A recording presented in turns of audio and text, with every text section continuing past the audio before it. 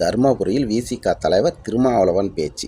திமுக நிர்வாகிகள் களப்பணிக்கு ஈடாக விசிக நிர்வாகிகளும் உழைத்து தமிழ்நாட்டின் முதலமைச்சர் நாற்காலியில் மு.க. ஸ்டாலினை மீண்டும் அமர வைப்போம்.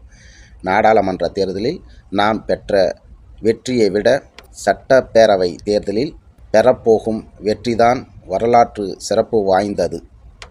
234 தொகுதிகளிலும் நம்முடைய கூட்டணி தான் வெல்ல வேண்டும். யார்? நம்ம அண்ணன் திருமாவளவன் பேச்சு. அதாவது திமுக கட்சியினருடைய களப்பணிக்கு ஈடாக விசிக களப்பணி செஞ்சு முதல்வர் ஸ்டாலினை முதல்வர் நாற்காலியில் உட்கார வைக்கிறதுக்கு நீங்கள் எதுக்கு அவ்வளோ வேலை செய்யணும்? உங்களுக்குன்னா ஒரு கட்சி இருக்குது, அந்த கட்சிக்குன்னா ஒரு கொள்கை இருக்குது, கோட்பாடு இருக்குது அப்படின்ட்டு நீங்கள் சொல்கிறீங்க. ஆனால் அதை சார்ந்து இன்னும் வரைக்கும் எந்த செயல்பாடு இல்லை.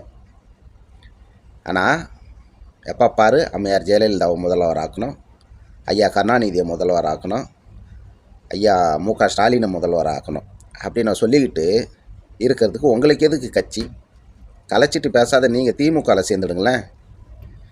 உங்களுக்கெல்லாம் ஒரு கட்சி, அந்த கட்சிக்கும் தொண்டர்கள் அப்படின்ட்டு சில பேர் என்னத்தை சொல்கிறது.